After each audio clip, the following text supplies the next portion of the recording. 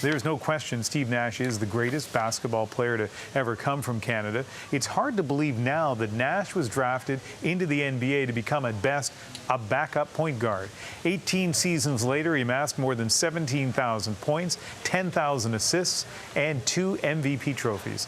Nash hopes that journey will be one of his greatest legacies. I think for me that's another incredible source of pride for me, is that my story is something that the kids can relate to and learn from, and set an example for, you know, not only how anything's possible, but you know, one way to approach the game, and that you know, feels good to be able to leave that behind as you know, my story.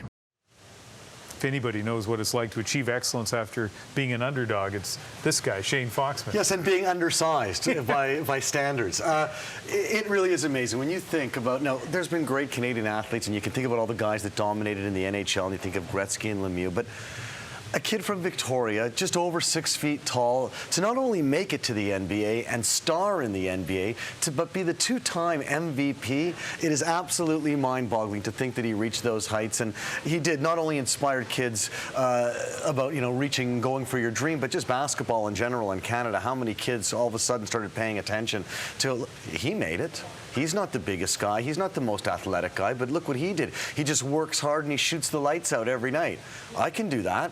And we're seeing what's going on. More and more Canadians going into the NBA. It seems that he's had an effect across the country. 2 consecutive first draft picks overall from Canada. They talked about the influence of Vince Carter, who played for Toronto, and also Steve Nash, who, of course, as you're saying, is from Canada. Let's listen to another excerpt from his news conference today.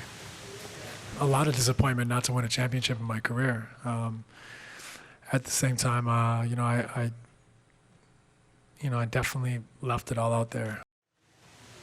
Shane, I have to ask you this. I'm a huge Steve Nash fan. I watched him with Phoenix, came so close to getting to the finals, but he never did. They certainly never won a championship with him. Does that diminish his legacy? You know, for some people, it's all about, well, you know what, he didn't win it all. You can think of Charles Barkley as another guy that, you know, MVP, great career, never won a championship.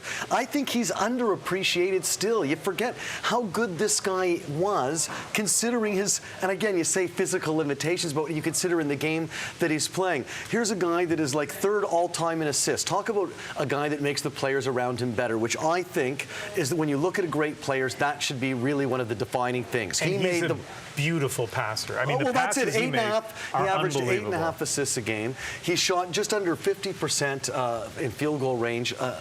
Shot 90% from the free throw line. 40+% from beyond the 3-point arc. This guy was, look how tough he was. Stitches came back on. He was amazing. All right, Shane. Thank you very much. Thanks, buddy.